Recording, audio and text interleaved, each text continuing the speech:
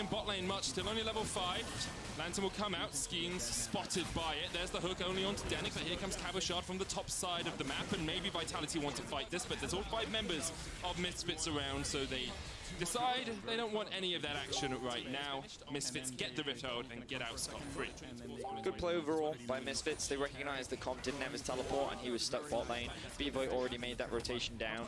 Will give Comp a slight CS advantage, but he's not able to take any plates. So Misfits rearrange their lane assignments, bring B-Boy and Denick into the mid lane. They're going to send Featherman down bot. He of course does have the TP. And then they can, once they've called these ways, they can then look to reset and spend some of their gold. So the question is, where will they look to use this Rift Herald? I imagine that right now they don't want to try and play into the set lane. Cabochard feeling very strong. He has reached that level 8 mark. He's completed the phage. He's a very powerful duelist, and it's a lane that Vitality have often invested in. So instead, it's best to use the Rift Herald on the opposite side of the map, knowing that you can likely gain a bigger advantage over on the other side. Featherman was the player on the other side of the map. Seiken trying to match him as he came forward, but it's a little bit wary because there's no vision for Vitality down in this bottom river. It would make it very easy for Razork to come across and look for a dive on the Cassio. Right now he's in that middle lane, and Vitality, understanding that Razork could be around here, are bringing over Skeens and Steelback. Steelback will spot that ward out, and you expect this really to be much ado about nothing, as both teams will understand that the enemy is in the vicinity. I like what Vitality is doing and what Seiken is doing. Seiken recognizes that the bot side of the map doesn't belong to him. If you look at the vision, you can see that a lot of it is being denied, and so Steelback and Skeens will hang around in the event that Misfits tried to dive. They were in a position to counter-gang, and Seiken was playing like he didn't have support. So a lot of mind games were going on in that situation, and nothing ends up happening, as you rightly said, but it's nice to see that both teams were prepared, and now Cabochard, he's going to start rotating down. He has the TP, here's the dive. Razork misses the ult, the Petrifying Gaze comes out, and Vitality, with open arms, take their 3rd kill of the game. Denick getting chased as well, but it looks like Vitality will be happy with just 1. So, of course, Skeens and Steelback still hung around the bot side of the map, and they were able to make the counter gang happen. Things are looking a little bit scary for Seiken, but of course he gets a beautiful Cassio ult off, which completely turns the gank in their favor. Vitality now extending their gold lead a little bit more. This also frees up Cabochard to push in that wave, get a good reset. Let's have a look back at this. Seiken very low on mana, which is the window with which Misfits use to try and engage. Razork unfortunately misses the ultimate. Seiken then gets a beautiful Petrifying Gaze onto Razork, which locks him underneath the tower. I think he did still have his flash, but he recognized there was no point in using it because the tower was already locked onto him. So he gives up his life. Vitality find themselves another kill. Take those to 13-minute mark. Vitality still have about a 500 gold lead. Dandan's going to get his first plate of the game, but he's sitting about 25 CS behind Cabochard, who is going up towards that Trinity Force. Now has the Stinger in his inventory. Actually ahead in gold, Dandan, because of those 3 kills. Yep. We'll see. Razork spotted on a ward. Hasn't had the impact in the early game that he had yesterday against G2, but of course, Sejuani is a very different jungler to Echo. Yes, very different indeed. He's going to have a much larger impact when we start fighting for Drakes, which is what I would imagine we're going to see very, very soon, because of course Trinity Force hasn't been completed yet. Was this one of those? I feel it was. I think he wanted to sweep. And, he wanted to sweep, yeah. Shame. Yeah. Shame, Razork. Yeah. The rest of Misfits will come up here to try and make a good thing out of a bad situation. They're going to make the most of it. They will get some plates. Perhaps not exactly what he wanted. I wonder if the timer was going down. Maybe it was. I can have a quick look. Yeah, you can have a quick look back. Steelback and Skeens are looking across this wall. They land onto Denick. There's Cocoon as well. They're going for the chase. Denick locked up in place. He goes golden. And with Razork and B-Boy and Dandan awaiting in the wings, Vitality decide they don't want to go any further. Comp trading on Febby, or Febby trading on Comp. Not too much happening in that mid lane. So the cooldown was pretty short, but I still think it was a mistake. Not that they didn't take advantage of it. They still got a good number of plates in the top lane. Now that the plates have fallen, it will be very easy for them to take that tower. So, as you said, best out of a bad situation. I think it worked out overall. The next Rift Herald should be spawning relatively soon. but I think the focus for Misfits is actually to secure themselves this Drake. They know that Vitality once again invest everything into the top side. If we quickly toggle over to the Vitality vision, you can just see that they pretty much control the top side river, and they are aware that the Drake is going on, but they're just going to accept the fact that, okay, we'll trade for that one for now, and then we'll look to fight once we complete our Trinity forces and when we're feeling a little bit stronger. And of course, Vitality are going to trade it for a tower as well, so not the end of the world for Vitality. That Cloud Drake could be super tasty for Vitality, though. Getting a Cloud Soul, especially on something like a Pike, is incredibly impactful. The ability just to chase people down after you pop that first ultimate, after you get someone. You think? Oh, it's so good. Yeah, and then you get the movement speed for your E. Yeah, but I look at Cloud Drake at how much value it offers like the whole team. So let's assume Vitality can get 40% ult CDR. Yeah, the people that value the most out of it are Seiken, but I don't think Comp gets a huge amount of value from it because he reduces the cooldown of his ult every time he lands a Q. Yeah, but it still reduces. I mean, it's still going down, Betty. But I think that Misfits would actually gain way more benefit from it overall. I mean, that's sure. See, here's the thing, Betty. I said Vitality would love to get it. I mean, you said I think Misfits would love more to get it, and that's true. I'm just talking about like who benefits more from the Cloud Drake, and I think that Misfits would overall benefit more just because it applies to more. Like, Elise isn't going to care. More movement speed is always beneficial. Hook lands into the cocoon, but B-Boy was able to get away. The bottom side Spiderling still connecting. Now, Steelback has the Phantom Undertow, and will use that to escape the clutches of Razork. Seiken trading here as well. Seiken really didn't do much trading. Febiven just gave him a bunch of damage and said, hey, if you could hold this for me, that would be great. So what Febiven is, as we see, a bit of a trade. TP being used mid, but I don't think they're going to look to collapse on the back of that. Dan looking to play very aggressively because he knows he has support. Good trade there from Cabo. Steelback's on his way. Doesn't really have as much lethality as he'd like so far, only sitting on the serrated dirt. Oh wow, and Razork is going to secure the second Rift Herald for Misfits. Even though Vitality have been the aggressors in this early game, it's Misfits that have put a lot more focus on the objectives, and I think that this is way more valuable because it sets them up for the mid to late game where I think they're in a stronger position. But again, I think these fights are going to be really interesting to watch because a lot of it is going to come down to how well can the skill shots land. If Misfits don't reliably land those engages, then Vitality can use the range of Ezreal and the poke from Cassio to just slowly chip away at this Misfits squad. And the thing you got to remember about LeBlanc in the late game is what you've noticed in the laning phase is every time Seiken uses Q to hit a minion, that is when Febiven goes aggressive. Because he recognizes, okay, he doesn't have his trading tool now, I can go in, and then I'm going to back off. And the moment he uses Q again, I'm going to trade again. When you're posturing around Drake, when you're posturing around Baron, that's not what Seiken's doing. Seiken has his eyes set on, the moment I see LeBlanc, she's my target. Because if she W's in, Miasma comes down, she can't W back out again. She's then locked up, she's trapped, she's in a very difficult situation. So I think that it can be very difficult for this LeBlanc to play in these later game fights, but that's why I'm really excited to see how they actually play out. Especially with it being so even so far in this game. Yeah, you would assume on paper, based on how Misfits has been playing so far over the last few weeks, that they should be the stronger team. Like Vitality 0-7, Misfits should be the better team fighters, but with the introduction of Steelback, we'll get to see how much the team fighting of Vitality changes. All of Vitality on their way down towards the bottom lane right now. Febiven is going to give them the time of day and retreat behind his turret. And I do think we have seen a little bit of a shift in Vitality already in this game. Steelback has been roaming around a huge amount, has been trying to make plays for his team. Of course, the Pike does help you do that. Febby jumped in, the Petrifying Gaze from Seiken was a little bit too late and didn't connect, but Vitality get their second turret of the game and keep that gold pretty darn even. I like what Dan's doing in the top lane though, recognizes where Vitality are on the map, pushing this wave in. He's actually closed the CS gap pretty dramatically, and he's sitting with a 400 gold advantage over Cabochard. Considering the amount of resources he's had, Dan is doing an excellent job, and Misfits also going to use the Rift Towel to secure the mid-tier 1. So Misfits playing the map very well right now. They're punishing the positioning of Vitality, and Vitality are only getting small gains, whereas Misfits are getting a lot more. That is what you expect from a team that's on a 5-0 winning spree. Misfits only, well, the last loss was in week 1, and so far are challenging at the top of the table.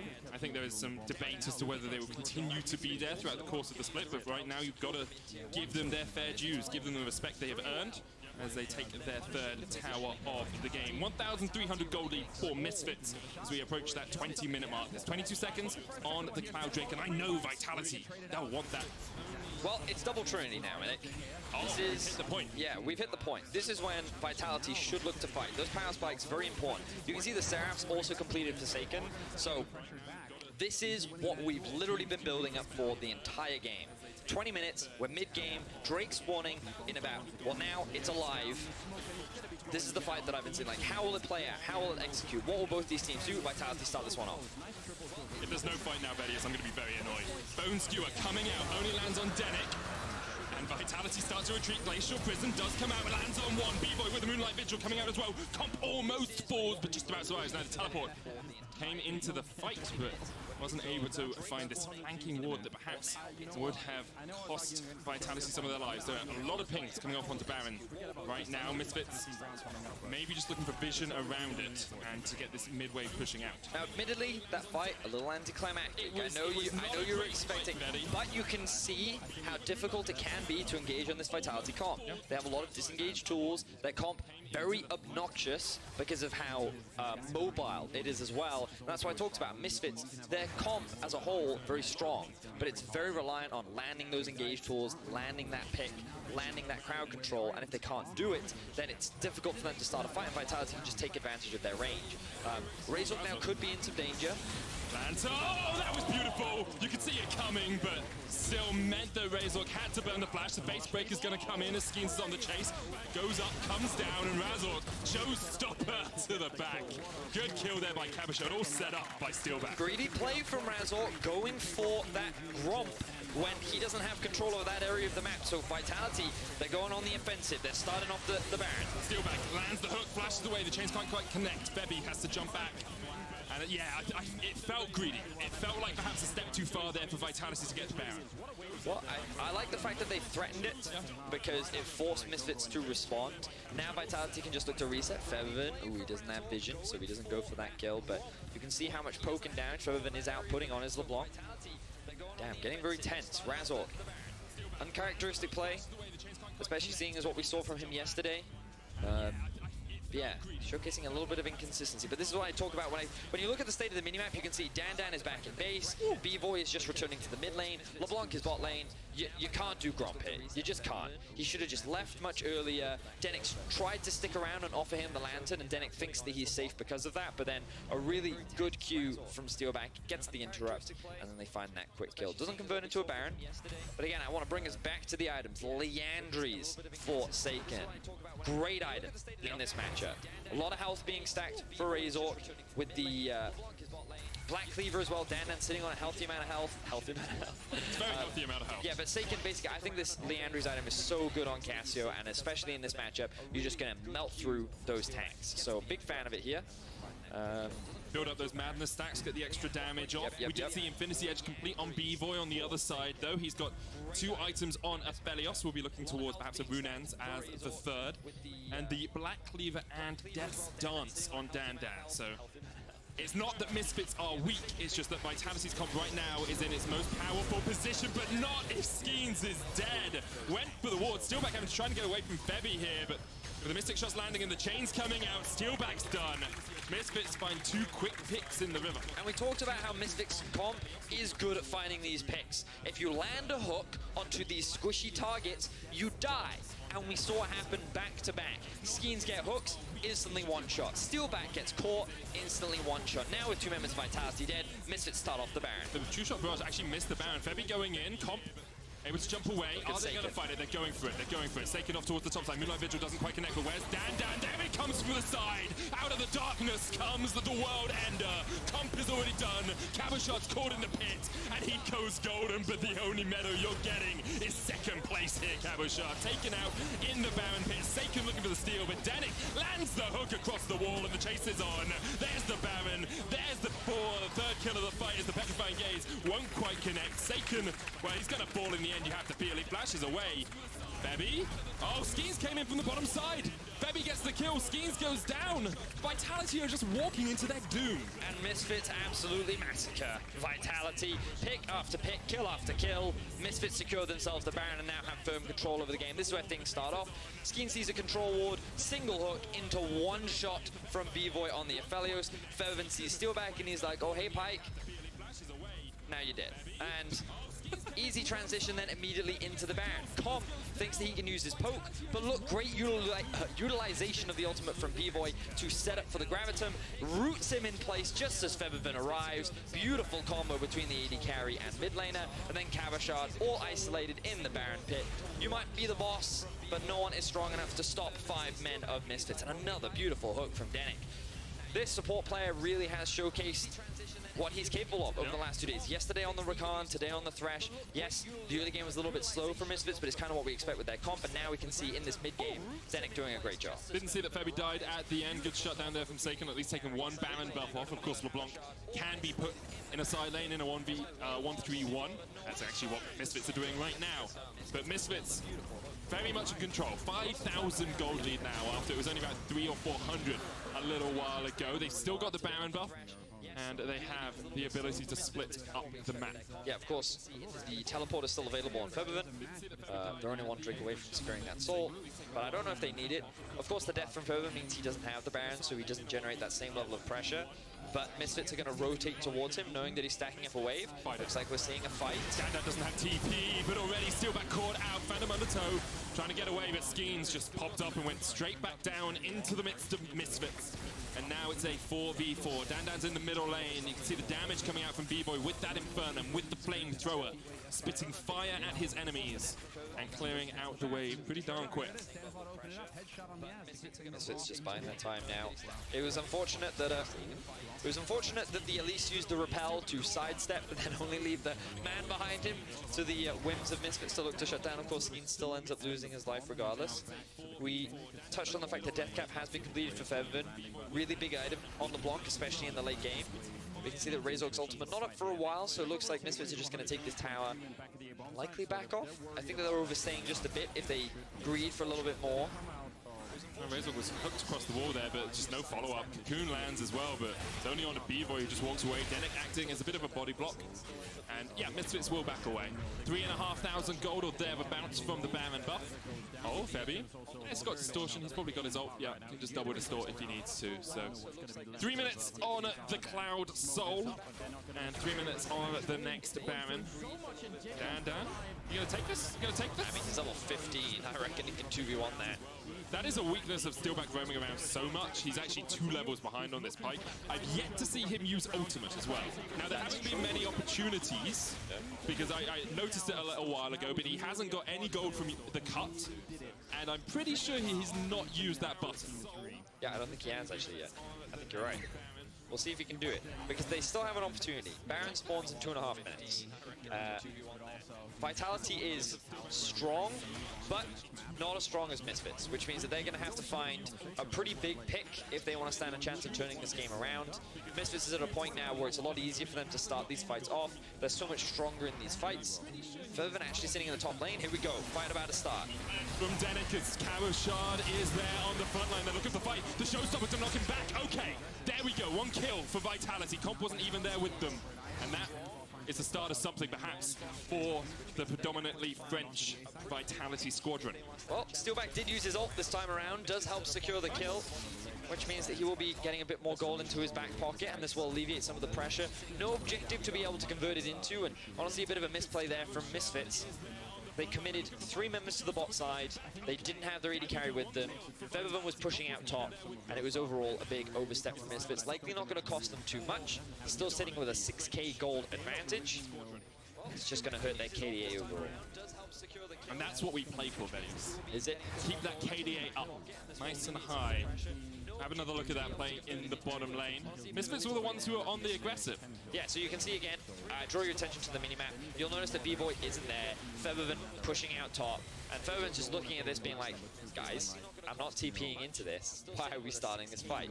Because it's a pointless fight, you know? It's not over anything. You're not looking to contest an objective. You're just risking, well, you're risking nothing. and you end up getting punished for it. So good stuff there for Vitality. I do want to bring attention to a couple of item completions. Cabochard has finished the Gargoyle Stone Plate, so if he's in the midst of a fight, it'd be pretty darn tanky. Alongside that, we've got a Bilgewater Cutlass sitting on comp, and I'm wondering if that's going to be a Hextech Revolver, because I have been hearing a few rumors of some more AP Ezreal builds. Could, of course, just be the Blade of the Ruin King that we have sometimes seen. Well, we'll have to wait and see. Could, of course, go either way. I think it's more likely to be Blade of the Ruin King. I guess with the amount of AP they have on their team, having more physical damage definitely helps. But I also think that it just helps with trying to kite the LeBlanc, being able to get that bonus movement speed. I think is pretty valuable on the active. We can see right now Misfits just splitting up the map. They're playing through 2 lanes for the time being. Seiken going to push out top. Of course, this will give access to the Baron for Vitality, and they do this very quickly because, of course, they do have the Cassie on their side, but it looks like they're just going to use it to find a pick. Razork stunned up before he can get the hook off. Flashes away. Moonlight Vigil won't connect. It just helps with trying to use his flash. Steal back. Yeah, it was flash. Well, it did flash away from the fight. Comp's going to jump here, but Misfits should be able to take this turret pretty darn quickly with the way he's pushing in. Vitality stay around the Baron, though. Vitality tries to make a pick happen. They face-checked Razork, and of course they end up getting punished for it. But it looks like they're just going to use it.